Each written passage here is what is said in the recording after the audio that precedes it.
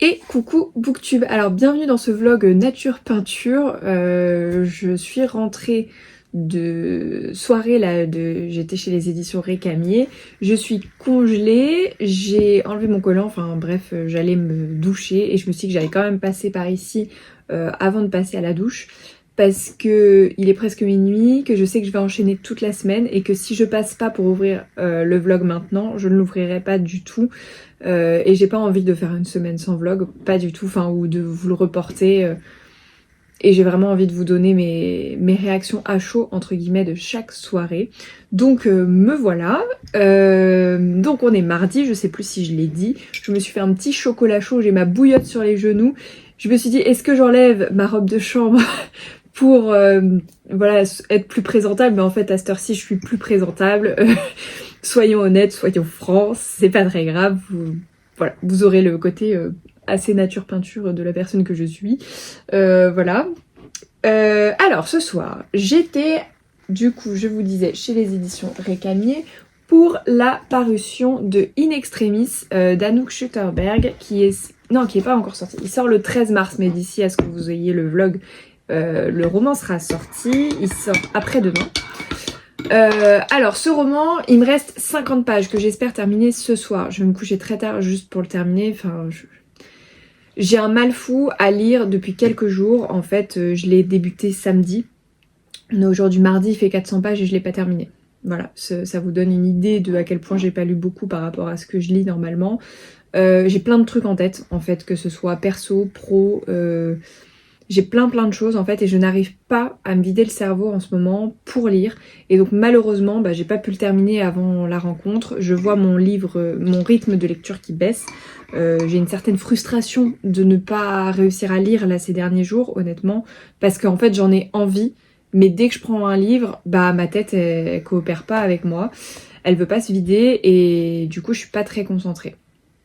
Donc j'ai pas un plaisir de lecture dingue. Donc je préfère prendre mon temps et apprécier le roman plutôt que de vivre les choses comme ça. J'espère que ça va aller mieux. Mais vu en fait le rythme là, en fait quand j'arrive sur un rythme effréné comme ça, je sais pas si tout le monde vit les choses de la même manière, je pense pas, on a tous une manière de réagir très différente, mais quand je suis sur un rythme effréné, là comme je vis en ce moment, mon cerveau ne peut pas faire pause, je peux pas m'arrêter comme ça d'un coup et me dire ok je me pose, je lis. Il faut que mon rythme redescende en fait, je me connais, hein, je fonctionne à peu près comme ça. Une fois que mon rythme redescendra, je serai capable de me concentrer sur mon roman. Mais avant c'est compliqué. Donc voilà, parce que j'ai plein de choses en tête en fait, je me projette sur tel truc et je me dis ah mais il faudrait que je fasse ça. Bon bref. Donc je vous ferai l'update lecture finale dès que je le termine, donc pas ce soir, parce que là je vais aller prendre ma douche, me démaquiller, me mettre dans mon lit et je vous en reparle plus tard, peut-être demain matin, si j'arrive un peu plus, en avance au boulot, je vous prendrai peut-être rapidement. Mais en tout cas j'aime bien, il y a un rythme effréné là-dedans, comme dans ma vie en ce moment, on est avec un serial killer. Donc désolée, j'ai été coupée, je sais plus ce que je disais du tout du coup. Mais en tout cas, je vous ferai mon avis final une fois que je l'ai terminé. Donc aujourd'hui, ce soir, j'ai eu la chance de rencontrer Anouk Schutterberg. C'était plus ou moins la première fois que je la rencontrais. Parce qu'en fait, je l'avais vue une seule fois à une soirée La Ligue de l'Imaginaire où elle accompagnait en fait les auteurs. Elle n'était pas du tout là en tant qu'autrice, mais elle accompagnait la team... de la Ligue de l'Imaginaire pour les recueils de poèmes et on n'avait pas échangé à cette occasion-là. Mais donc là, c'était une soirée spécialement pour elle. C'est le premier roman que je lis de l'autrice. J'aime beaucoup la plume, mais je vous en reparlerai quand on fera ma chronique. Elle nous a livré pas mal de choses, que ce soit sur sa précédente série, donc qui est Jeu de peau, le tome 1 qui est juste là. Donc sur sa précédente série, le tome 3 est à paraître en poche très prochainement. Et ensuite vient ce one-shot, c'est la première fois qu'elle écrit un one-shot, c'est une autrice qui est assez jeune en tant qu'autrice, parce qu'elle a débuté, du coup c'est son 4e roman, ce qui est très bien, mais pour vous dire, celui-ci, du coup par exemple, le poche, il est paru, je vais vous donner l'année, En 2022, donc 2021 pour le grand format. Donc voilà, ça fait que quelques années. Là, elle nous disait qu'elle se consacrait uniquement à l'écriture depuis peu. Voilà, qu'elle avait rendu son tablier précédent. Mais c'était très intéressant. C'est une femme qu'on a envie d'écouter, qui a plein de choses à livrer, qui nous a expliqué notamment que elle venait du Jura. C'est peut-être quelque chose d'assez évident pour ceux qui l'ont déjà lu par rapport au tome 3 apparemment où elle a écrit dans le Jura. Là on est à Valfréjus, elle s'est beaucoup inspirée de ce côté montagneux qu'elle connaît et qu'elle apprécie. Elle a elle-même pratiqué des sports extrêmes, parce que là on nous parle de sports assez extrêmes dans tout ce qui est neigeux, enfin neigeux, à la montagne quoi. J'ai pas le mot adéquat, il me vient pas, mais en tout cas voilà. Elle nous a livré plein de choses comme ça, c'était hyper intéressant. Elle nous a parlé des louves du polar, sur le collectif, à quoi ça servait, ce que ça représentait, pourquoi, etc. C'était très intéressant. Elle a parlé aussi un peu cinéma. Non, franchement, c'est toujours très intéressant justement de connaître un peu mieux les autrices à travers ces formats de rencontres, oui c'est ça. Un peu fatiguée, plus de minuit là, ça y est.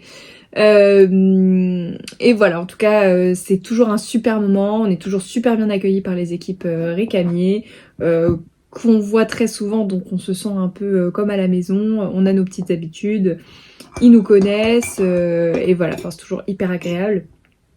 Et Anouk, bah, c'était hyper sympa parce qu'en fait, elle est hyper abordable, elle est très très très sociable. En fait, c'est marrant parce que c'est pas que je l'imaginais pas comme ça, mais je la voyais moins accessible en fait, et pas du tout en fait. Enfin, vraiment, elle vient vers nous, elle nous pose des questions sur nous pour savoir qui on est, apprendre à nous connaître, etc. Donc, je trouvais ça hyper chouette.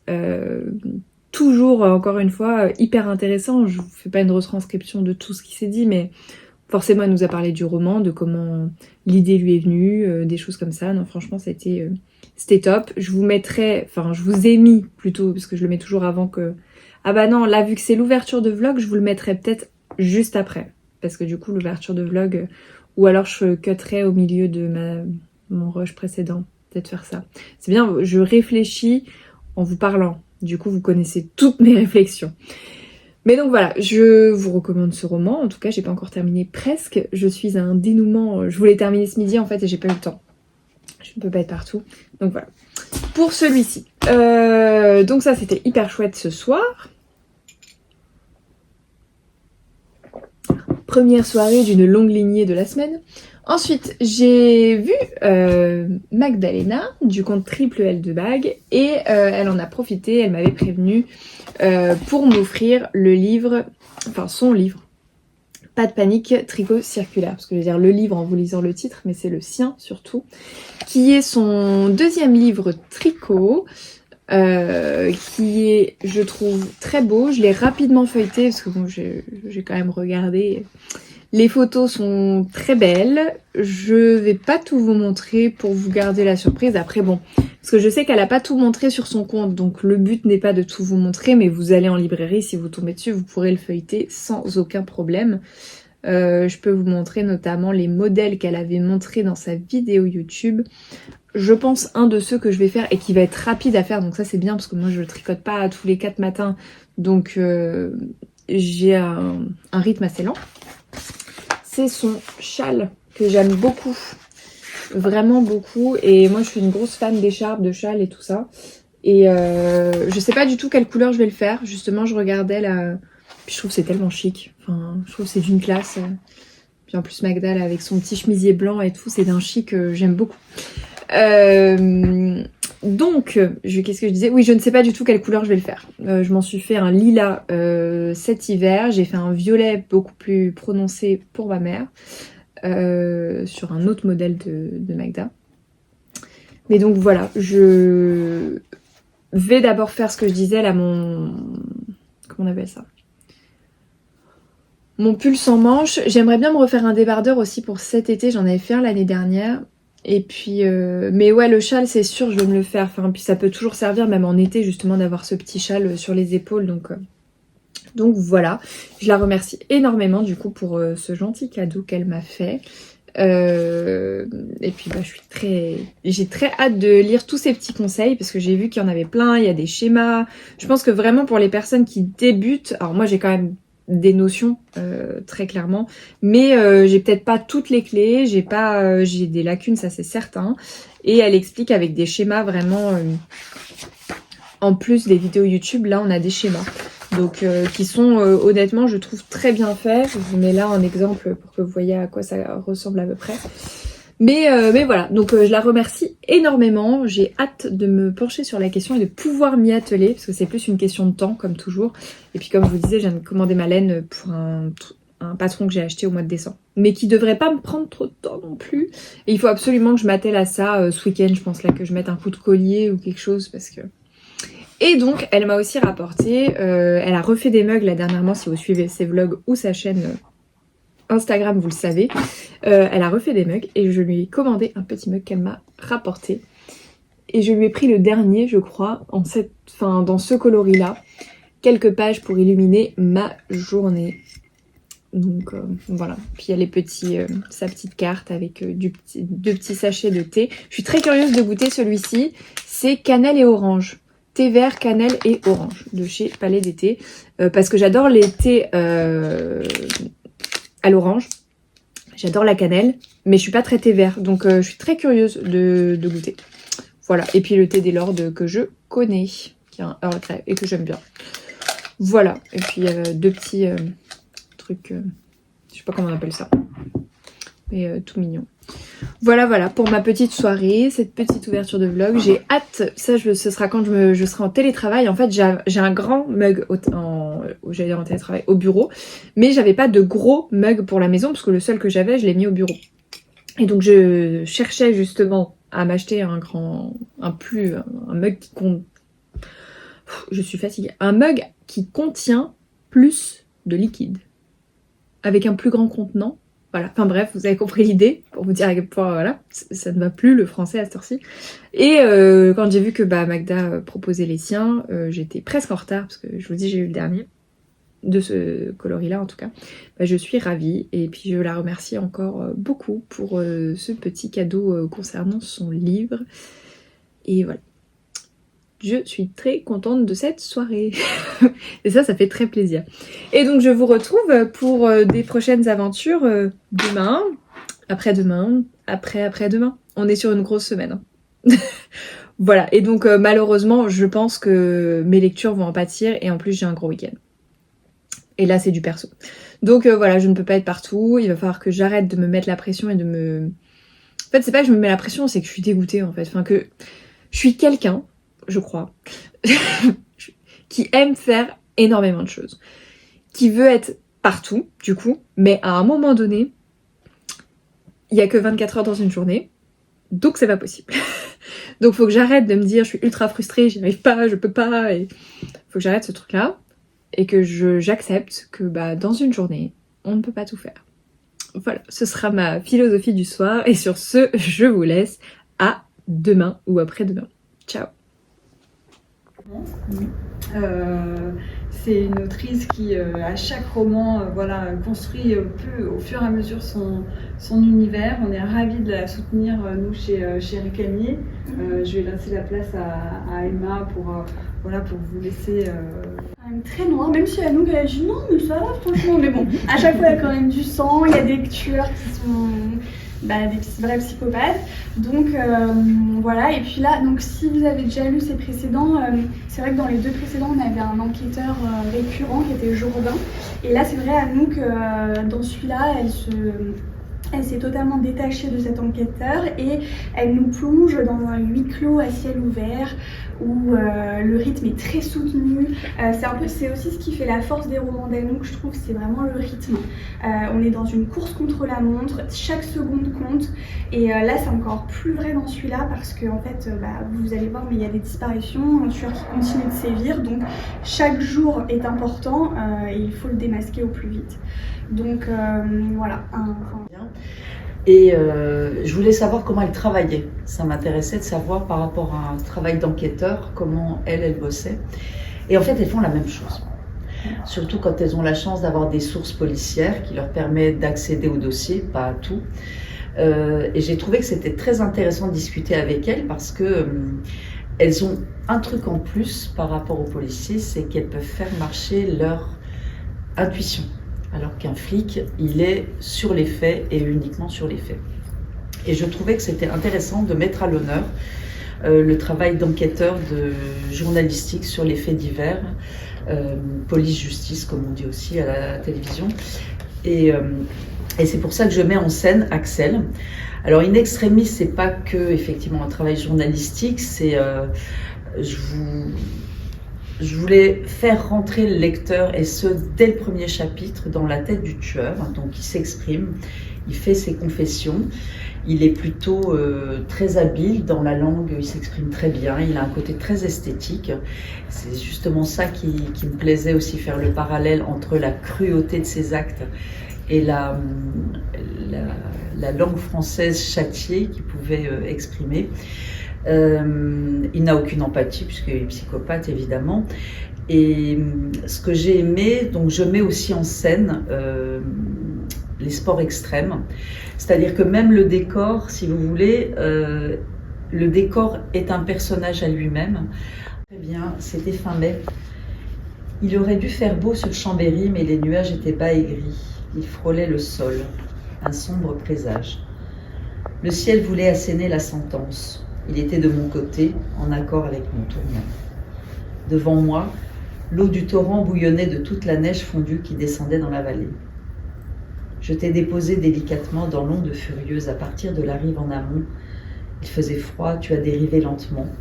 Mes yeux t'ont suivi, ton corps évoquait une embarcation légère. Dès les premières minutes, tu es parti en douceur, puis les flots rageurs venus des alpages t'ont happé. Tu fus alors malmené violemment de droite et de gauche. Ému, le regard embué, je t'ai regardé t'éloigner de moi, de mon cœur. Je suis remontée en voiture pour suivre ta route, ton dernier voyage. Puisque la sortie de ces deux livres, c'est aussi une soirée anniversaire, puisque ça, je ne sais pas si vous le savez, mais on fête donc les 10 ans d'écriture de Sophie, chez Albin Michel, très fidèle, on est très heureux de cette aventure, et 10 ans, 10 livres, puisque Sophie est extrêmement méthodique, régulière, et donc en fait 12 livres, il y a 2 livres jeunesse, tu les as pas oubliés, voilà, 10 romans, donc c'est une très belle aventure éditoriale, et je crois que vous l'avez dit au 9e, mais je pense qu'on peut le dire au 10e. Simplement pour vous dire qu'au livre de poche, nous sommes très fiers de défendre tous les romans de Sophie, depuis le premier, Les yeux couleur de pluie, en 2017. Comme tous ses lecteurs, nous aimons son univers singulier, plein de grâce, d'humanité et de générosité. Donc effectivement, ce petit 9e poche est exactement dans la même ligne et met en avant toutes les vertus de la réconciliation. On en a bien besoin. Auteur moi-même, alors là vraiment je loue cette régularité comme ça formidable.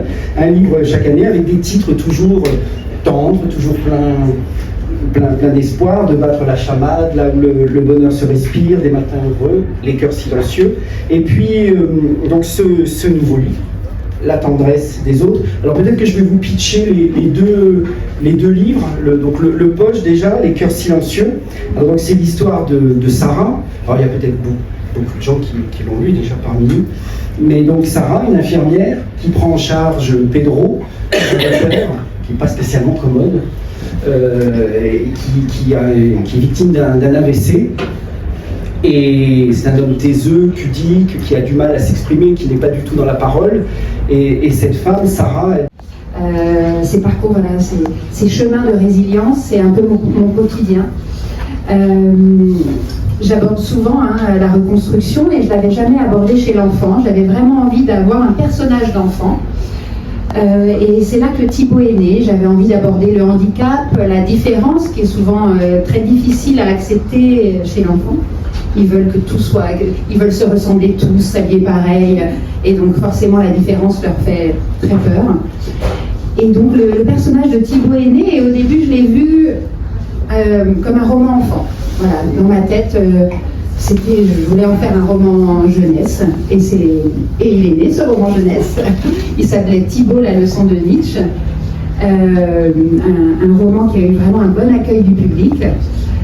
Et très vite, moi qui m'attache énormément à mes personnages, j'ai eu envie d'aborder d'autres thématiques. Il y avait la voix de Thibaut, mais j'avais envie de donner la parole à sa maman. Parce que c'est ça qui est intéressant, c'est qu'on a deux narrations. La narration du fils, la parole du fils et la parole de la mère. Et du coup, j'ai eu vraiment envie d'aborder la problématique familiale, de couple.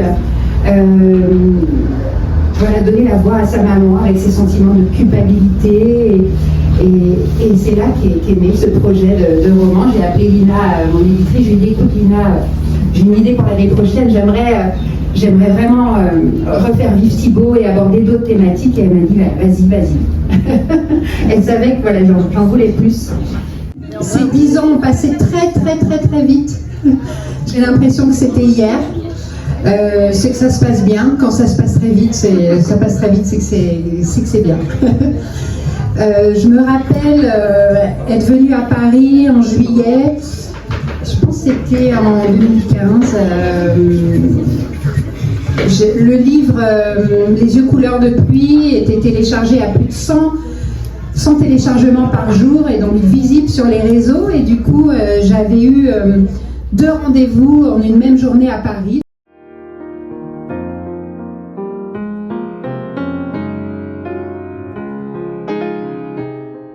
Et coucou Booktube. Alors, je vous reprends aujourd'hui. On est le jeudi 13 mars. J'ai la date sous les yeux, mais le jour de la semaine, je suis perdue cette semaine. On est jeudi. Quand il y a trop de choses, et ben moi je m'y perds un peu. J'avoue, je ne sais plus quel jour j'habite. Donc, j'ai plusieurs choses à vous montrer. Je vais commencer par le plus logique parce que vous avez dû avoir précédemment, si j'ai bien fait mon travail et que j'ai bien monté mon truc, les images de la soirée d'hier qui était en l'honneur de Sophie Talmen, de son 10e roman, qui est en réalité son 12e, il nous expliquait, parce qu'elle a écrit 2 romans jeunesse, mais c'est son 10e roman adulte.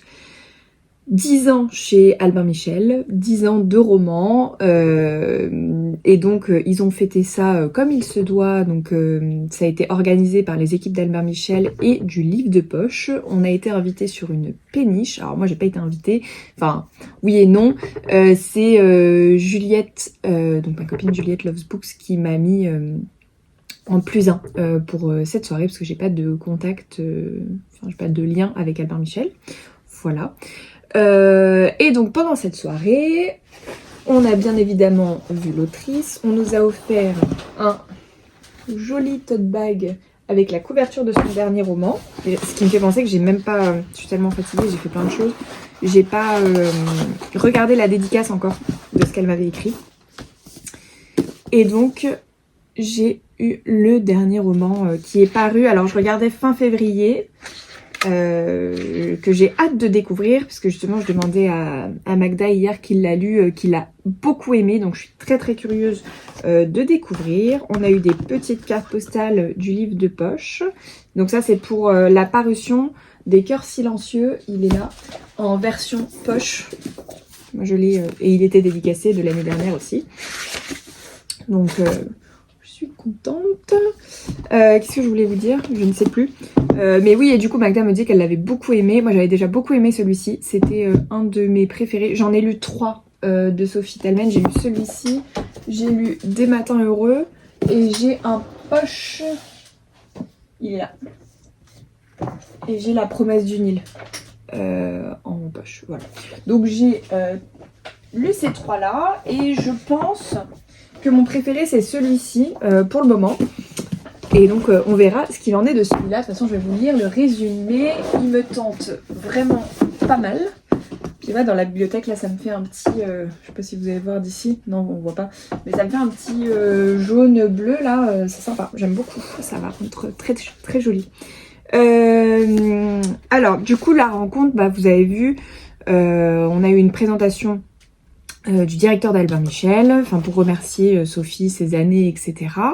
Ensuite est venu un échange entre, alors j'ai oublié le nom, c'est David et le nom de famille est très compliqué, enfin moi j'arrive pas à retenir, qui est représentant de Femmes Actuelles. Je sais plus du tout quel poste il a, s'il est journaliste ou je sais pas du tout quel est son titre exact, donc je voudrais pas vous dire de bêtises, mais entre lui et Sophie, et l'échange était super bien, il y avait vraiment un bon feeling entre les deux, un super échange, et les questions étaient top.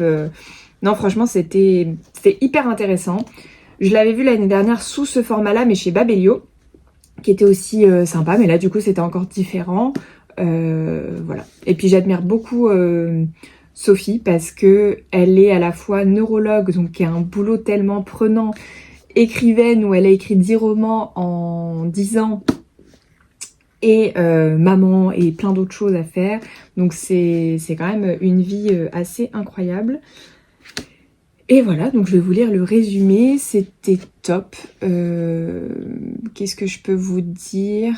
Parce que je vais pas vous faire une retranscription de tout, mais non, c'était super, hein. Enfin, c'est le type de rencontre hyper agréable. On a pu échanger beaucoup avec elle, parce qu'honnêtement, elle s'est montrée très disponible, parce qu'il y avait du coup nous, les bookstagrammeuses, il y avait ses proches, de ce que j'ai compris, enfin il y avait sa maman, de ce que j'ai compris, il y avait des collègues de travail à elle aussi en médecine. Il y avait les équipes d'Albin, du livre de poche, et elle a vraiment pris le temps de discuter avec chacune d'entre nous, de nous faire nos petites dédicaces, et pas de rester 2 minutes, elle restait vraiment avec nous aussi. Donc c'était hyper chouette. Enfin, franchement, ce type de moment, c'est hyper précieux, encore une fois, et c'est toujours super. Donc je vous lis le résumé de son dernier roman. Ensemble, on est toujours plus fort. Pour que son petit garçon retrouve goût à la vie après un accident, Lucie décide de mettre la sienne entre parenthèses. Elle se lance alors dans un véritable parcours de combattante où sa confiance en elle, son couple et l'équilibre de sa famille vont être mis à rude épreuve. Jusqu'à l'arrivée d'un invité inattendu qui va transformer son combat en une aventure lumineuse. Sophie Talmen nous offre une formidable leçon de courage, d'amour et d'amitié et nous montre combien les autres peuvent nous aider à trouver la clé pour un nouveau départ. Voilà, donc je suis très très curieuse de les découvrir, honnêtement j'ai hâte, et puis la couve elle est magnifique, et Sophie mettait sur son compte Instagram c'est son chien en fait, c'est totalement inspiré de son chien, donc c'est assez touchant. Et qu'est-ce que je voulais vous dire, je pensais à ça, ah oui, et du coup je suis contente parce qu'en fait je regardais la photo, je me dis elle est magnifique et tout, bon, moi j'ai pas de chien, mais je vais en Normandie fin avril, après les salons et tout là sur un samedi, parce que j'ai la tombe de mes grands-parents en fait, c'est très très funky tout ça, mais j'ai la tombe de mes grands-parents en Normandie et c'est à 10 minutes même pas de la mer, donc du coup j'irai faire ma photo là-bas, j'en profiterai, et je pense que j'emmènerai plein de livres avec moi pour faire des photos, on y va en famille, je vais avec ma sœur et mon père normalement, donc voilà. Ce sera l'occasion de faire une jolie photo. Ce sera pas la Bretagne, ce sera la Normandie, mais c'est pas grave. La mer reste la mer, on va dire, puis c'est la Manche. Après, ça dépend de quel côté on est en Bretagne. Bref, voilà, je suis encore une fois très contente de cette soirée. C'était hyper chouette. Ah oui, il y a le marque-page là-dedans qui doit me gêner. Oui, petit marque-page. Et du coup, la couve du livre de poche des cœurs silencieux, elle ressemble à ça. Voilà. Pour cette petite soirée qui était fort sympathique. Et donc ce soir j'en ai eu d'autres et j'en ai encore vendredi, ce n'est pas fini. Mais en attendant, est-ce que je lis? Bah pas trop. On peut pas être partout. Non, pas du tout. C'est pas celui-là. Il est où? Alors attendez, j'ai perdu mon livre. Je l'ai laissé en bas. Oh, je suis sûre que... Ah non, il est là. Parce que hier j'ai reçu... dans la boîte aux lettres, bon celui-ci je l'avais déjà reçu, Va où la rivière te porte, et Rendez-vous au point 0, qui sont les 2 parutions des révélations Pocket du mois de mars. Bon celui-ci du coup je l'ai en double, donc je verrai si je le mets en concours ou... Je sais pas trop encore, mais du coup je l'ai en double. Parce que je l'avais eu au petit déjeuner, et celui-ci on l'avait pas encore eu. Donc écoutez, je vous avais déjà fait les résumés de ceux-là, donc je vais peut-être pas vous les faire. Mais je suis très curieuse notamment de découvrir celui-ci parce que comme j'ai rencontré l'autrice et que c'est son premier roman, très curieuse. Et celui-ci, pour tout ce que les gens en disent de très bien sur les réseaux, j'ai vraiment entendu que des bons retours sur ce roman. Donc très très curieuse de découvrir. Et qu'est-ce que nous a écrit Pocket? Je crois que c'était juste pas grand-chose. Nous sommes heureuses de vous présenter nos 2 titres de mars pour le book club des révélations Pocket. Oui, c'est ça. Nous avons hâte de connaître vos avis avec les 2 titres. Et alors attendez, je vais juste vous donner peut-être les dates de parution. Va où la rivière te porte. Il est sorti le 6 mars et rendez-vous au point 0. Est-ce qu'il est sorti? Il est sorti le 6 mars. Tous les deux parus le 6 mars. Donc à retrouver en librairie. Et enfin, j'ai terminé In Extremis. Quand même, au bout d'un moment, j'ai terminé un roman cette semaine. Wouhou. J'ai bien aimé ce roman, c'était chouette.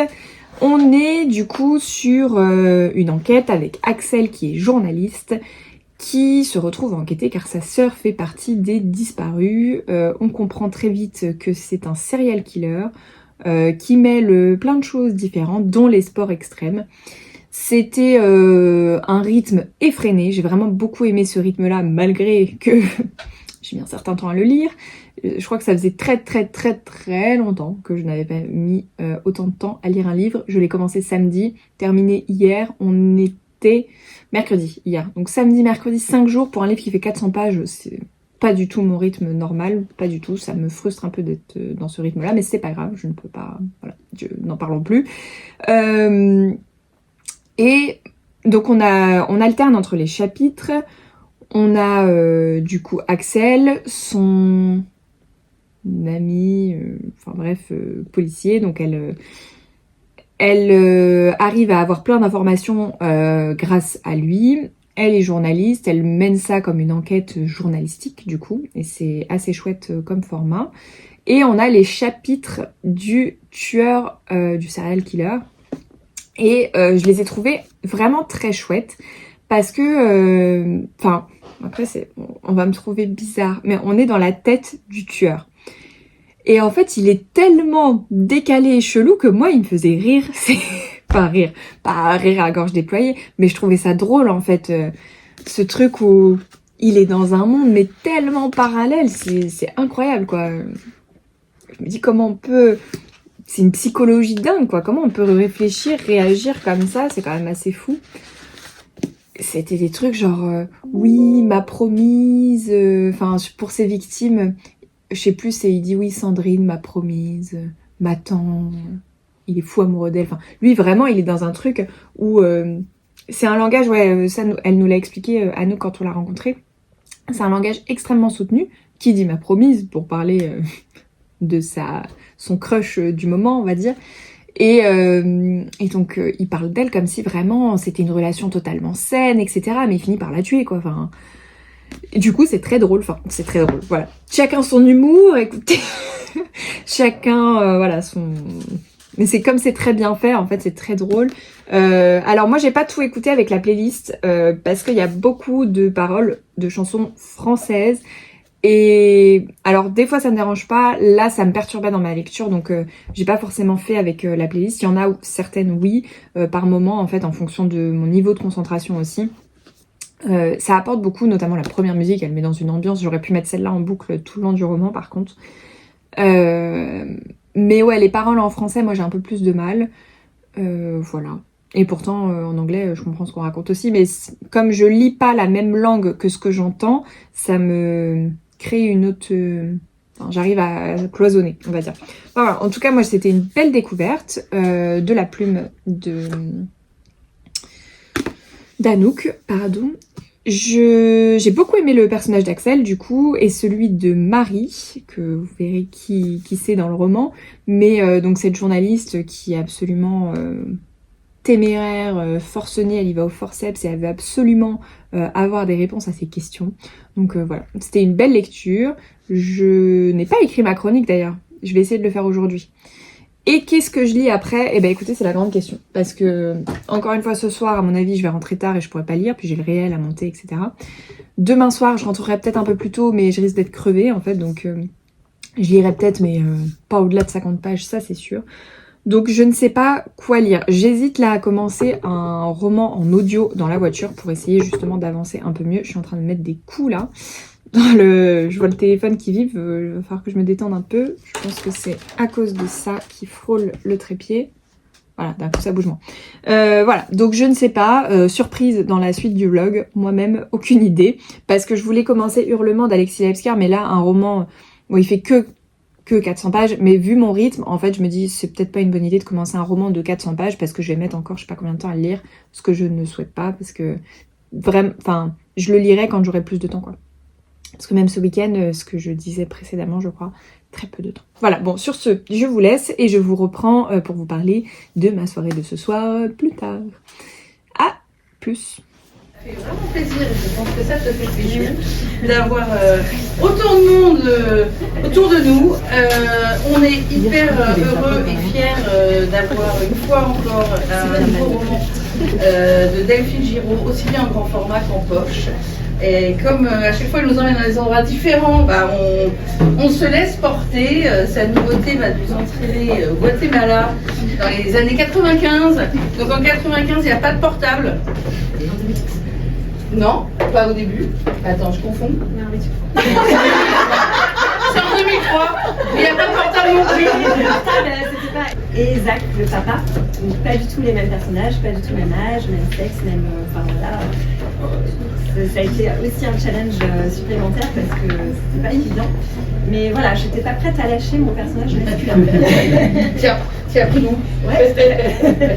Et raconte-nous un petit peu la genèse alors de Plus vaste que le monde. Eh ben, en fait, ça a commencé, j'ai commencé à penser à ce roman, alors pas dès l'instant, mais j'étais en salon à côté d'une reporter sans frontières. Donc on a parlé vraiment, c'était super sympa, elle m'a parlé de son métier, elle m'a parlé... Et coucou Booktube, je vous retrouve, on est vendredi, la semaine touche à sa fin, on est le 14 mars, cette semaine est interminable pour moi, je suis épuisée, j'ai un mal fou à me lever le matin, ça devient compliqué.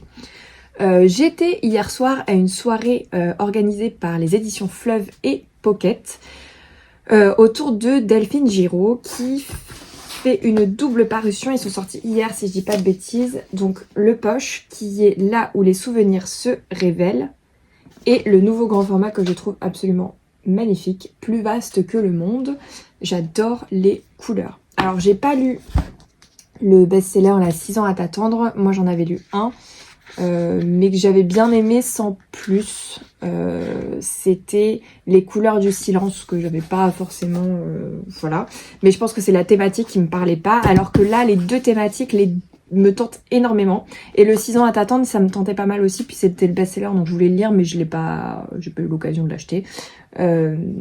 Celui-ci c'est sur le burn-out, enfin en toile de fond de ce qu'elle m'expliquait, mais voilà elle le laisse pas dans un coin sans en reparler, non. Et celui-ci, on part au Guatemala et c'est ce que je disais, moi j'adore les pays exotiques. Je trouve ça, en fait ça change tellement de ce qu'on a l'habitude de lire et bah, moi j'ai été au Panama par exemple il y a quelques années maintenant, 3 ans. Et j'ai beaucoup aimé le pays, j'aime beaucoup l'Amérique latine ou l'Amérique centrale. Et je trouve que c'est une culture qui m'attire, toutes les cultures ne m'attirent pas. Je pense notamment à tout ce qui va être russe, etc. Moi, c'est pas des choses qui me... Mais l'Amérique latine, ça me tente toujours et je suis très curieuse du coup de découvrir tout ça et l'ambiance qu'elle en a mis.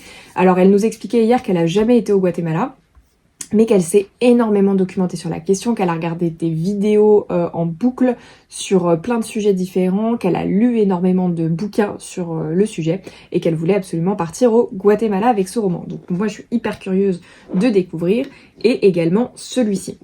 Je vous lis les résumés. Alors, institué, pas du tout. Instituteur idéaliste et dévoué, Thomas pensait avoir laissé derrière lui les traumatismes de son enfance. Le jour où un drame fait voler en éclats sa vie professionnelle. Des bribes de souvenirs lui reviennent. Le choc est dévastateur et le cloue à sa chaise en pleine classe. Aussi épuisé qu'effrayé par son état, il part pour Concarneau, dans sa Bretagne natale, le temps de la convalescence. Mais alors qu'il reprend des forces, son passé l'assaille, il comprend que sa crise ne s'est pas produite par hasard et si le moment était venu de partir en quête de son histoire. Donc moi je suis très très curieuse de découvrir ça, ça va me rappeler quelques petites choses personnelles, pas qui me sont arrivées à moi, mais voilà, donc je suis assez curieuse de découvrir et j'espère bientôt. Il y a eu un souci d'impression, j'ai l'impression, et je regardais sur la table hier. Alors celui-ci on a un peu plus que les autres, mais non, en fait je sais pas si vous allez voir, mais non on voit pas. Mais sur les pages, voilà, il y a des trucs noirs là comme ça. Et il y en a en bas aussi. Et en fait j'ai ouvert, on dirait comme si on avait mis des marque-pages dans le roman, mais pas du tout. Enfin, vous voyez, ça fait des petits... Donc je pense que c'est un souci d'impression, c'est pas très grave. Ça ne bave pas sur les lignes quoi de l'écriture, donc c'est pas gênant. Voilà pour celui-ci. Et ensuite le deuxième, donc celui-ci en grand format. Alors là j'ai pas le prix, mais 9-10 €. Et le grand format il est à 19,90 €. Un voyage pour se retrouver, un voyage sur les traces de son passé. Maya a été adoptée au Guatemala car c'est le pays dont est originaire Mamita, sa grand-mère paternelle. C'est presque comme si elles étaient du même sang finalement. Pourtant, l'adolescente a beau connaître son histoire, quelque chose lui manque, surtout depuis la mort de sa mère adoptive. Alors son père prend une décision. Ensemble, ils vont partir visiter les terres de leurs ancêtres. Maya a toujours rêvé de cet endroit, mais rien ne l'a préparée à ce qu'elle est sur le point de découvrir. Et il est encore plus beau sans le bandeau. J'adore le côté petite fille avec le papa. Mais non, franchement, il est super. Je suis pas toujours fan des coups de fleuve, mais là, je les trouve très chouettes. Voilà. Qu'est-ce que je peux vous dire d'autre sur l'événement ? On n'a pas eu un énorme échange avec l'autrice, comme on peut avoir avec des grosses interviews, etc., qui durent presque 1 heure. Parce qu'en fait, hier, le lieu était tout petit et on était très nombreux. Ils ont eu un succès, ils disaient dingue pour cette soirée-là. Tout le monde, enfin, il y a eu beaucoup de gens qui ont répondu présents au rendez-vous. Et du coup, on s'est retrouvés, pour vous expliquer, il y avait des tables au fond où il y avait du coup Delphine et les équipes Pocket et Fleuve et des petites tables devant. Et en fait, nous, on s'est retrouvés, on est arrivés un peu, pas dans les dernières, mais au milieu, quoi. Et on s'est retrouvés au milieu à se dire, bah, on reste debout, mais du coup, on cache ce qui se passe derrière. Du coup, moi, j'ai réussi à prendre un tabouret. Il y a des filles qui se sont accroupies. C'était pas génial et je pense que Pocket s'en est rendu compte et du coup, qu'on pouvait pas tenir 1 heure pour celles qui étaient accroupies par terre, malheureusement, on peut pas tenir comme ça longtemps. Donc je pense qu'ils ont peut-être un peu écourté ce qu'ils voulaient faire ou peut-être qu'ils avaient pas prévu, mais en tout cas, ils ont fait un petite présentation en fait rapide. Delphine a parlé un petit peu, je vous ai filmé donc vous avez dû les avoir avant. Et après ils nous ont dit bah voilà, vous allez pouvoir passer en dédicace, échanger avec l'autrice, etc. Et ça c'était super cool. Par contre, bah toujours dans ce petit lieu confiné, donc nous on s'est un peu retiré. Et on s'est dit bah on attend que ça passe et puis on ira à la fin, s'est posé. Et en fait, comme souvent, bah à la fin c'est plus l'heure, donc faut se dépêcher et le lieu ferme en fait. Donc on a quand même pu échanger un peu avec Delphine et elle en fait ça se voyait, elle avait envie d'échanger, elle posait des questions sur pourquoi le roman il peut nous tenter, quelle est la thématique, pourquoi la thématique nous interpelle, etc. Donc c'était hyper cool parce que ça se voyait qu'elle avait envie d'échanger et les gens restaient longtemps avec elle, c'est pour ça qu'on a mis un certain temps avant de pouvoir passer et puis on est venu nous dire qu'il fallait fermer et partir, donc mais c'était quand même hyper chouette, c'était un échange assez court du coup avec elle personnel, mais moi j'aime beaucoup ce format, on l'avait eu avec Laurence Perrin. En fait l'autrice est assise et puis on y va chacun notre tour, on s'assoit avec elle, on discute et c'est plutôt chouette. Voilà, donc écoutez, je suis très très curieuse de découvrir ces deux-là. Donc ça fait un petit +2. Et j'ai eu des réceptions hier. Non mais je vous montrerai mon bureau. Je vais pas le faire, hein, c'est pas du futur. Mais si je vous montrais ça, c'est un carnage. C'est une catastrophe. Il y en a partout, dans tous les sens. Là, je m'en sors plus des livres. Ça devient dingue.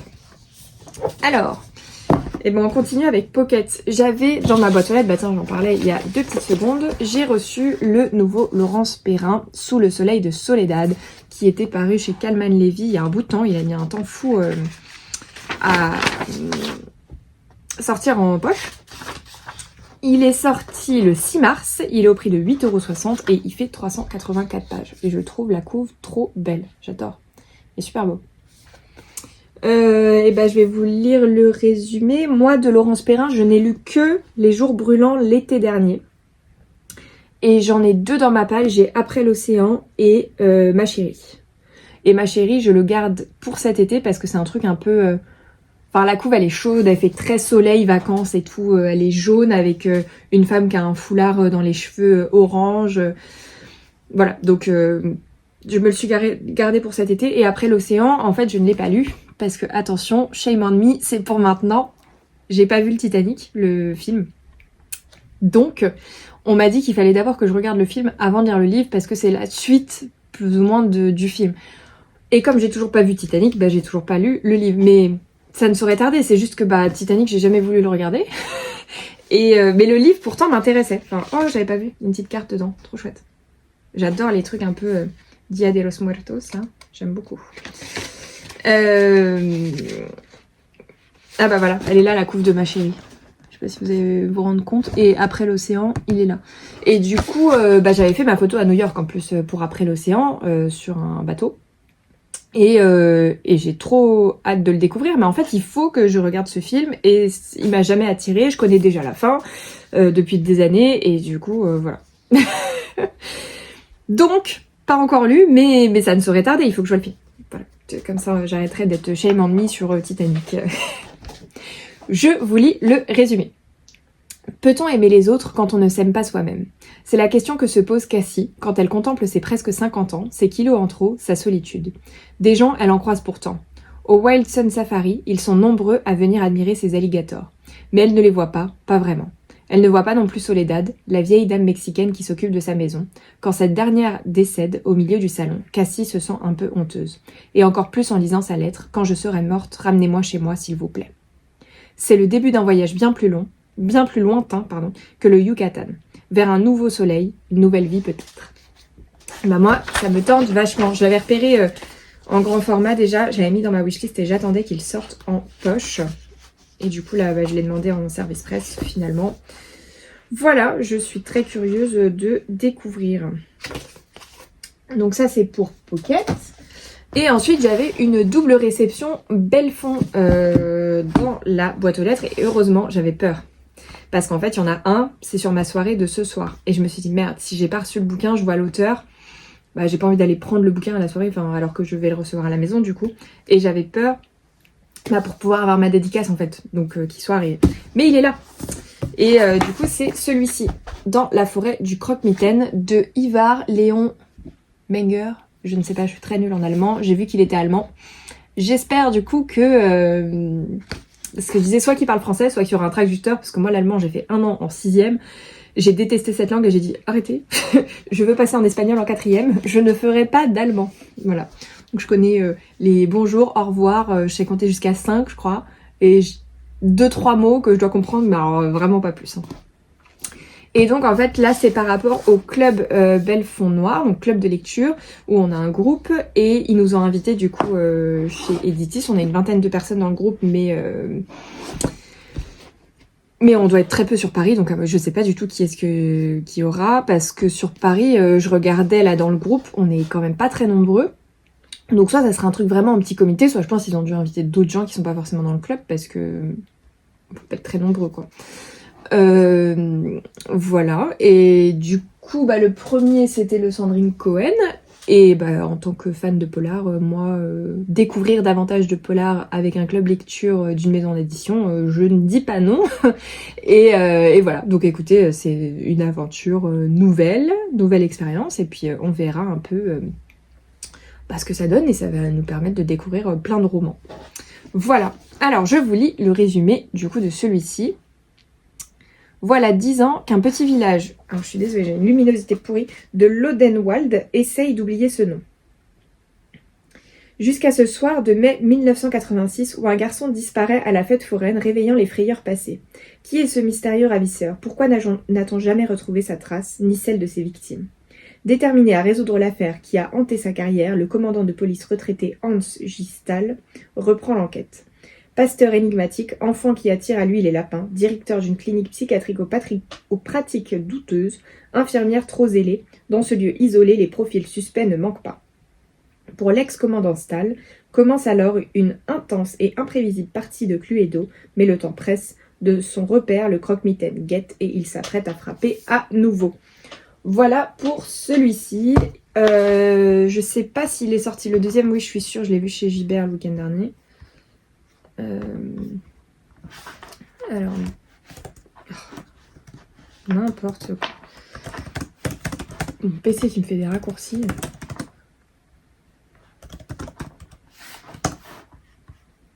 Et alors je regardais hier un peu en feuilletant le roman, c'est le 2e roman de l'auteur, c'est le premier qui est traduit en France. Non, je dis des bêtises, non, ils l'ont traduit en France chez Belfond l'année dernière aussi. Les Enfants du Lac l'année dernière. Enfin... Il sort le 20 mars, donc il n'est pas encore sorti celui-là. L'autre, j'étais sûre de l'avoir vu, mais pas celui-là. Donc ça, il sera en librairie le 20 mars. Je ne sais pas du tout quand est-ce que j'aurai l'occasion de le lire. Les chapitres ont l'air assez courts, il y a pas mal de dialogues. Et en fait, ça, j'avais pas trop tilté que l'auteur était pas français. Et en fait, c'est en feuilletant où il y a le nom des personnages dans les chapitres hier, et je vois Hans, Oscar, mais avec un K, le docteur Kruming-Bell, là, ou je sais pas quoi, et Annegret, l'infirmière, et je me suis dit, oula, les noms sont spéciaux. Je regarde le nom de l'auteur, et après, je vois traduit de l'allemand. Je dis, ok, tout s'explique, avec Nikolaus et tout ça. Voilà pour le premier. Et le deuxième, celui-ci, il est sorti parce que je l'ai vu dans une librairie. Donc je vous lis le résumé. Matt, jeune père de famille, savoure une bière en terrasse à Paris. Quand se produit un étrange phénomène, toutes les feuilles des arbres tombent instantanément, avant qu'une onde de choc surpuissante ébranle la capitale. Attentat, séisme, explosion nucléaire. À la suite d'un mouvement de panique sans précédent et en l'absence d'informations, le président décide de confiner les habitants. Matt, Clem et leur fils de 4 ans se retrouvent prisonniers de leur immeuble en banlieue et tentent d'organiser le quotidien avec leurs voisins, jusqu'à ce qu'une terrifiante épidémie gangrène la population. Entre solidarité, lâcheté et sacrifice, jusqu'où Matt et Clem iront-ils pour survivre et protéger leur fils? Bon, gros écho au confinement, hein, très clairement.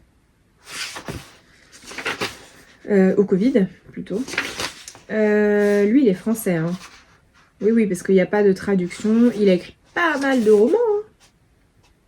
Paillot et Rivage, Prix Polar Pourpre en 2014. Le premier là, qui est cité, c'est 2012. Ouais, non, il a écrit pas mal de choses et c'est son 2e roman chez Belfond, j'ai l'impression. Il a eu le Grand Prix du Festival Sans Nom en 2018. Bah écoutez, je connais pas. Découverte pour cet auteur et pourtant assez prolifique, hein, parce que il a écrit tout ça déjà. Donc Michael, mention, je pense que c'est mention. Il est français, donc ça doit être mention. Et celui-ci est un peu plus court parce que l'autre il fait un peu pavé, il fait 300 et quelques. Après, il faut se méfier parce que les pages, quand elles sont épaisses, ouais, c'est marrant, il fait beaucoup plus alors qu'il fait que 365 pages, quoi. Voilà pour les 2 réceptions Belfond qui sont parmi les premiers, parce que le premier c'était Sandrine Cohen, pour le club Belfond Noir. Voilà. J'en ai absolument partout sur ce bureau, c'est un truc de dingue. Ensuite, j'ai débuté hier, alors je sais plus où j'en suis exactement parce que je l'ai continué un peu en audio ce matin. À mon avis, j'ai presque fini. Je dois être à plus de 200 pages. J'ai débuté La Lignée d'Aurélie Valogne. J'ai repris un peu en papier hier soir et j'ai majoritairement fait en audio. J'aime beaucoup ce roman. C'est un roman épistolaire entre une jeune fille, tout d'abord une toute petite fille qui a 10 ans, qui écrit à une autrice, une écrivaine, dont elle est fan et elle dit bah voilà, moi j'aimerais écrire des livres, j'aimerais écrire des histoires, qu'est-ce que vous en pensez, qu'est-ce que vous me conseillez, en gros je voudrais écrire ça.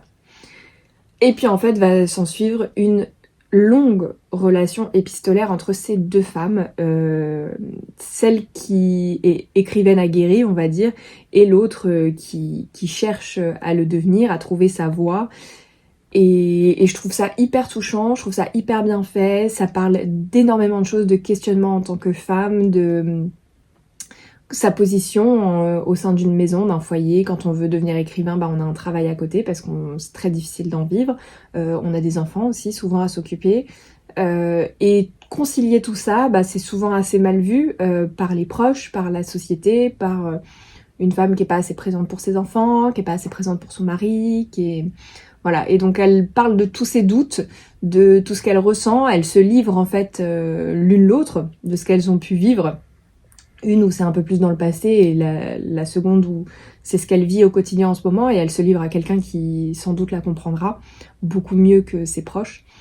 Et je trouve ça très touchant, ça donne furieusement envie d'écrire, très clairement, enfin, c'est toutes ces magnifiques paroles quand on aime lire comme ça donne envie d'écrire, je n'écrirai pas, enfin en tout cas c'est pas du tout à l'ordre du jour. Mais ouais, c'est... Forcément, je pense que ça peut que parler à quelqu'un qui aime lire et l'écriture comme ça. Enfin, et puis forcément, enfin, si vous êtes là, vous aimez lire, très clairement. Et moi, ça me parle beaucoup. Ça me touche énormément, tous ces mots-là. Et voilà. Donc, hâte de terminer. Je pense qu'il sera terminé aujourd'hui. Et ensuite, je pense que je débuterai Hurlement, cette fois-ci. Voilà. Pour tout ça. Bah écoutez, je vous laisse pour aujourd'hui et puis je vous reprends, à mon avis pas ce soir, mais quoique si je l'ai fini le roman, peut-être que je vous reprendrai en rentrant parce que ce soir ça devrait pas finir tard. Quand on est dans les locaux d'Editis, au bout d'un moment ils ferment, ils ont envie de rentrer chez eux, donc c'est pas un lieu public, on va dire, qui reste ouvert plus tard, donc ça finit généralement pas très tard. Mais comme j'habite pas à côté, il y a un peu de route, etc. Donc écoutez, on verra bien et puis au pire, à demain pour déjà clôturer. J'ai l'impression que la semaine est passée à une vitesse dingue. Et bah voilà. À plus tard. Et en fait, Ivar, c'est aussi un jeune auteur en Allemagne. Il a écrit 3 romans actuellement.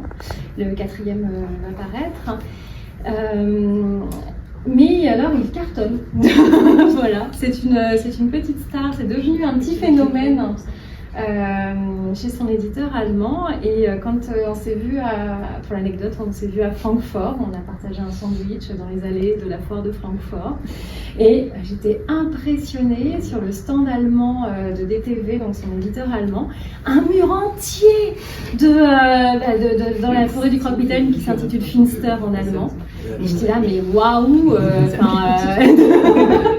c'est incroyable, à chaque fois que je le vois à Francfort, il devient de plus en plus important. Donc l'année prochaine, il a tout le hall, le hall allemand, voilà. Du schreibst mit, ich bin langsam. Du kannst ja schon mal sagen, dass ich langsam erstmal rede, damit du es übersetzen kannst. Oui, il est très gentil, il va parler lentement pour que je puisse traduire. Das Buch spielt 1986 und es verschwinden Kinder und ein alter Kommissar sucht den Fall seines Lebens. Donc le roman se passe en 1986, c'est l'histoire d'enfants qui disparaissent et d'un ancien commandant de police qui est à la retraite et qui va enquêter sur la disparition de ses enfants. Qui n'ont pas encore été non résolus. Et re-coucou Booktube. Alors, on est samedi soir, il est 1h du matin, je suis rentrée il y a peu. Le temps de me faire un petit chocolat chaud et de clôturer ce vlog. Je suis congelée, les températures là c'est une catastrophe, particulièrement le soir, et en plus comme je suis fatiguée ça n'aide pas. Alors je vous prends pour clôturer, j'ai plein de choses à vous dire pour terminer ce vlog.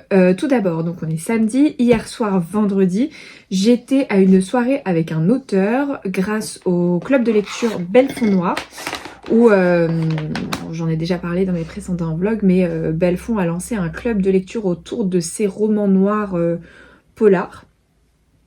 Et donc là il proposait une rencontre avec un auteur allemand qui est traduit en France depuis l'année dernière. Il est dans le prix sélection Nouvelle Voix du Polar pour 2025, donc belle entrée sur le plateau, non c'est pas le plateau, sur la scène littéraire française, voilà ce que je voulais dire.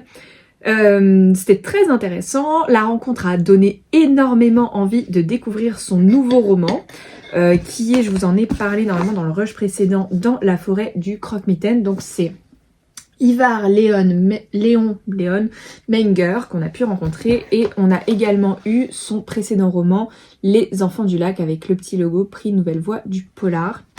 J'aime beaucoup la couve qui fait un peu, je disais, rituel.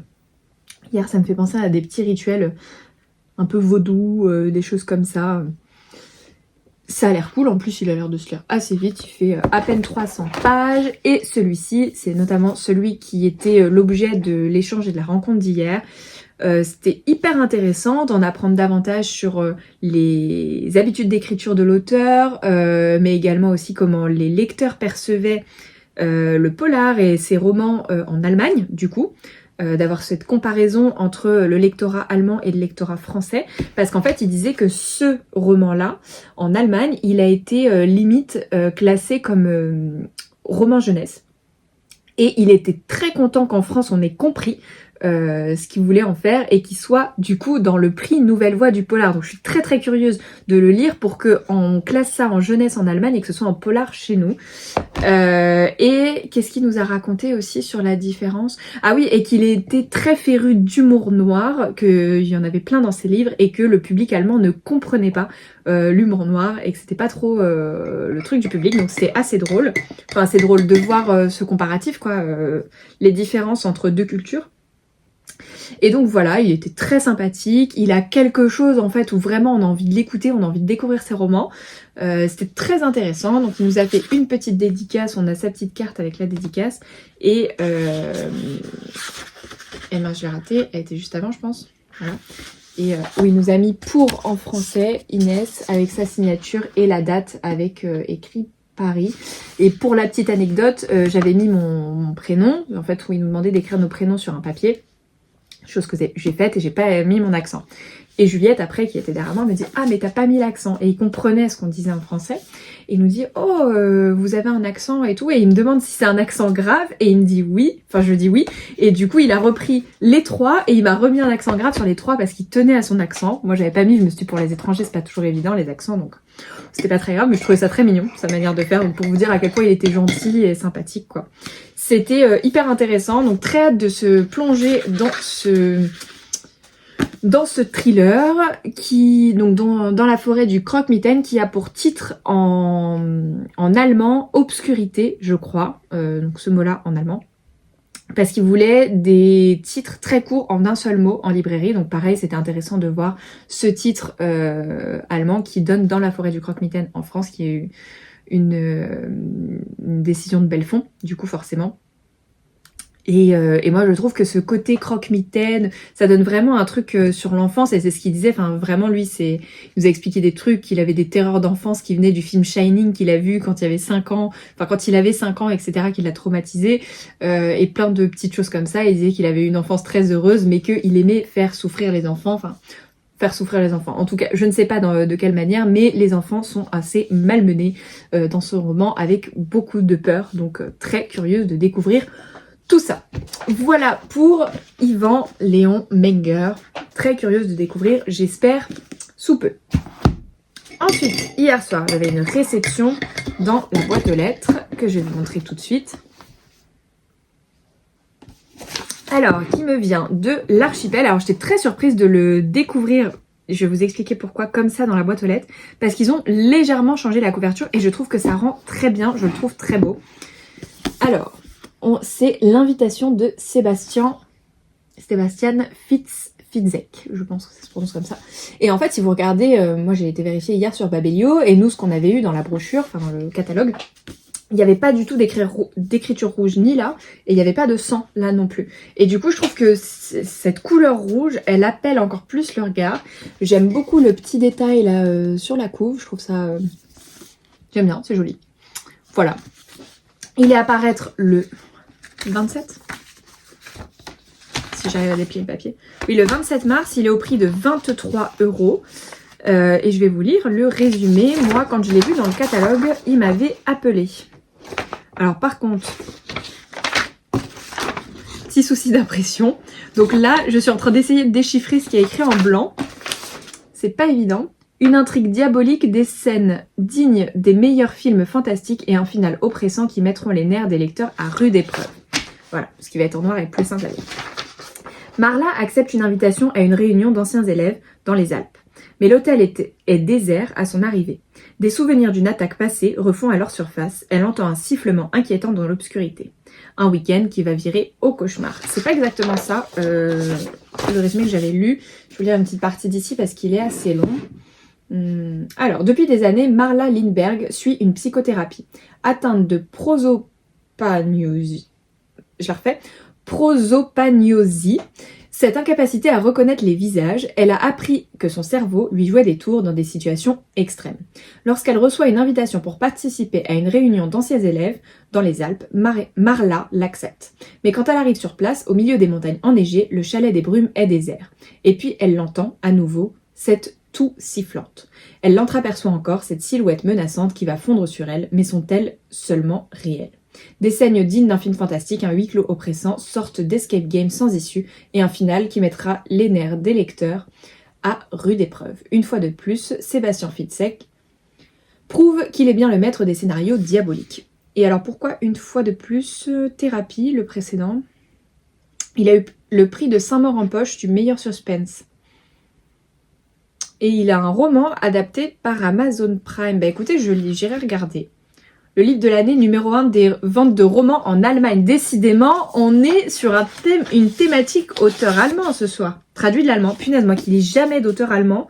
Ce sera mon 3e auteur allemand. Donc j'ai celui-là, j'ai cet auteur-là. Et Westwell, c'était allemand aussi. Donc écoutez, on est sur une année d'allemand. C'est bien, ça me permet de découvrir leur littérature. Écoutez, moi, je suis toujours contente.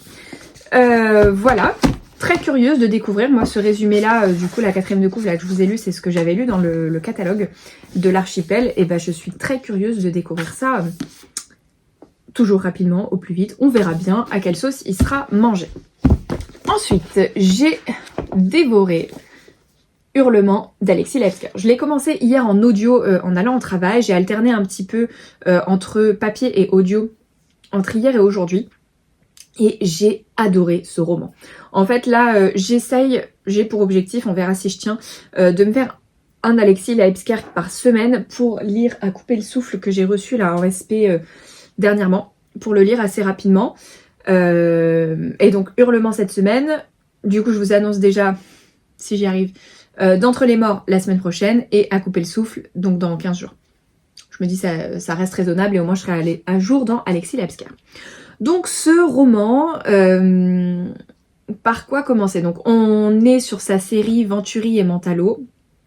J'ai adoré retrouver ces deux personnages que j'apprécie beaucoup. Je pense que vous l'avez vu et senti quand j'ai parlé des poupées, parce que plusieurs m'ont dit derrière que ça leur donnait extrêmement envie de découvrir, donc ça me fait très plaisir parce que j'ai vraiment adoré.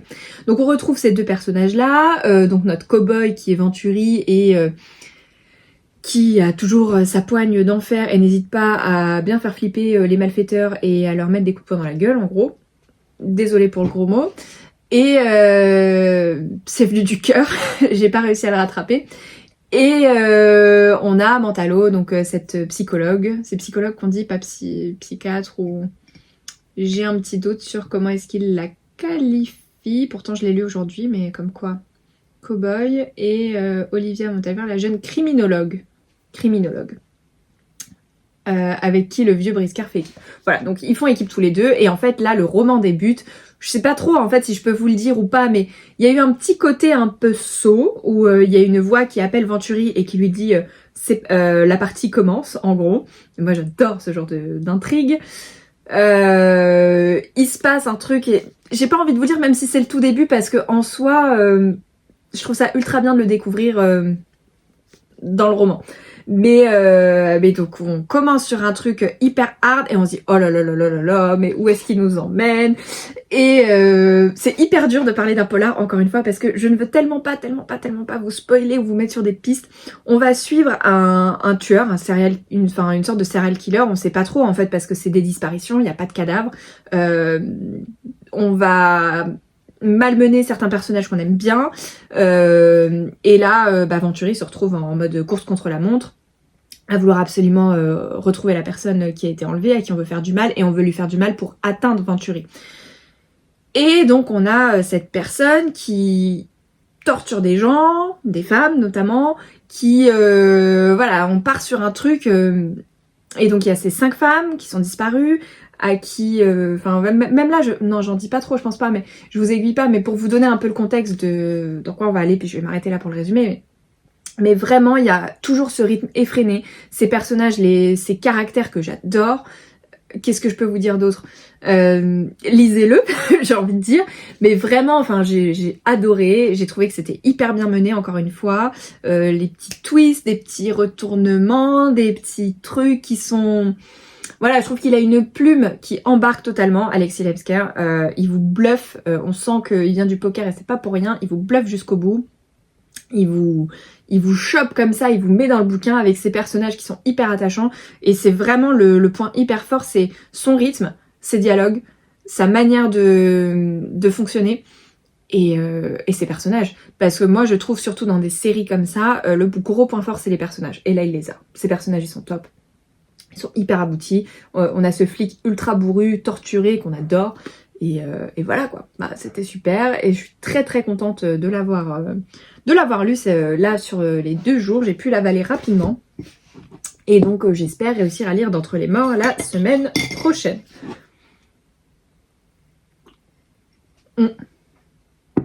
Au programme du coup en avant-première la semaine prochaine. Je sais pas si je vous le montre parce que à tous les coups ça change, hein, mais bon. En tout cas, en conclusion, vous avez pu constater que cette semaine, déjà rien que là, pareil, samedi, je rentre, il est 1h du matin, demain après-midi, je suis pas là, j'aurai pas un temps de lecture infini. J'ai eu très très peu de temps de lecture cette semaine, j'ai réussi à compenser... Ah oui, d'ailleurs, je vous l'ai pas dit, j'ai terminé La Lignée. En soi, j'ai pas beaucoup plus à dire que ce que j'avais dit dans le rush précédent. J'ai beaucoup aimé ce roman. C'est un roman qui donne furieusement envie d'écrire. C'est un roman qui m'a extrêmement touchée. Désolée, du coup, je passer un peu du coq à l'âne, mais là parce que j'allais clôturer sans vous parler de ça, j'ai complètement oublié. Mais j'ai totalement adoré La Lignée. Ça me réconcilie plus ou moins, je n'étais pas fâchée hein, contre Aurélie Valognes, pas du tout. J'avais bien aimé Le tourbillon de la vie, mais sans que ce soit une révélation ou un livre qui va me marquer. Là, je pense que La Lignée, je sais pas s'il va me marquer, mais en tout cas, il restera en tête longtemps parce que c'est vraiment un roman sur l'écriture, sur les femmes, sur le positionnement d'une femme, etc. que j'ai beaucoup aimé. Ça a résonné pas mal de choses en moi. Enfin, ça a fait résonner pas mal de choses en moi. Et voilà. Donc, je suis très très contente d'avoir lu ce roman, d'avoir redécouvert Aurélie Valognes, j'ai envie de dire, avec La Lignée. Je suis très curieuse de lire La Fugue. J'espère rapidement, comme je vous dis, sur quasiment tous les romans, je crois. Bienvenue dans mes vlogs. Inès veut tout lire rapidement, mais Inès n'a pas de temps. Voilà. Bref. Et donc, voilà. Je suis très très curieuse de découvrir maintenant La Fugue, qui me tente énormément également sur les thématiques. Et donc je disais, pour revenir, donc j'ai eu une semaine extrêmement chargée, dont je suis très contente, c'était une super semaine, mais j'arrive là, fin de semaine, je suis éreintée, mon week-end perso est également chargé. Donc moins de temps de lecture, j'ai réussi à compenser donc avec en audio La Lignée, Hurlement que j'ai fait en partie en audio, et j'ai terminé également In Extremis cette semaine. Donc bon, j'ai quand même terminé 3 romans, ce qui est pas dégueu. Et puis voilà. Donc je disais, donc cette semaine, j'espère lire un bouquin des Louves. Et je pense que ça va se jouer entre ces deux-là, parce qu'ils sont pas trop gros. Ouais, je pense que ça va se jouer entre... Enfin, pas trop gros. Il me paraît pas, celui-là, il fait combien de pages? Ouais, 415 quand même. Hein. Et celui-là? Ouais, celui-là, il fait 300 et quelques. Donc ça va se jouer entre... Sur les Louves pour cette semaine, Pétronille et Max Monnoyer. Ce sera entre ces deux-là, qui est un tome 3 et un tome 2. Comme ça, j'avance en fait mes sagas. Ça va vraiment jouer entre elles deux. Je pense débuter celui-ci demain. Donc, qui est un service presse Les Demoiselles d'Oxford Street. Et mon Alexis Laepsker d'Entre les morts. Je pense déjà me mettre ces 3 objectifs-là pour la semaine. Et après avoir... J'ai envie de lire de la romance, mais du coup, j'ai pas du tout le temps. Il faut que je lise mes SP parce que là, ça déborde. On va pas se mentir. J'ai rangé là mon petit chariot où je mets tous mes SP et il n'y a plus de place. Donc là, c'est pour ça, il faut que j'écume, etc. Je me plains pas du tout. Je précise juste que là, il y a eu énormément de sorties en février-mars. Donc beaucoup de choses à lire. Et du coup, beaucoup de sorties, donc beaucoup de soirées, donc moins de temps pour lire. Voilà, ce sera lu hein, à un moment donné. Mais voilà, en tout cas j'ai hâte d'être en vacances au mois d'avril où j'ai pris un peu plus d'une semaine. Bon, il y aura les salons, ça c'est sûr, mais j'aurai du temps à la maison, j'espère, pour lire davantage. J'aimerais bien me mettre un petit challenge par exemple, en fonction de ce que je prévois pendant ces congés-là, mais me mettre un challenge, par exemple, je sais pas, 5 jours, 5 livres, un truc comme ça, ou tant de pages sur 3 jours en fonction de ce que je prévois. Enfin bon, voilà. Bon écoutez, je vous laisse là, je suis très contente de cette petite semaine bien chargée. La semaine prochaine sera un peu moins chargée, il y a quand même des choses, mais quand même moitié moins que cette semaine on va dire. Et j'espère que le week-end sera un peu plus tranquille que celui-ci parce que j'aime lire le week-end et malheureusement là j'ai tout qui est tombé d'un coup en fait entre la semaine et le week-end. Voilà. Bon, et bah sur ce, je vous souhaite un bon dimanche, une bonne semaine, suivant quand est-ce que vous regarderez cette vidéo. Merci d'avoir regardé, d'être là, de me suivre depuis quelques mois et d'être fidèle au rendez-vous. Ça me fait très plaisir. Vos retours me font toujours très plaisir. Et voilà. Écoutez, je vous souhaite un bon visionnage. Non, vous venez de terminer. Une bonne semaine ou un bon dimanche, comme je disais, on va revenir là-dessus. Et puis je vous dis à la semaine prochaine. Ciao!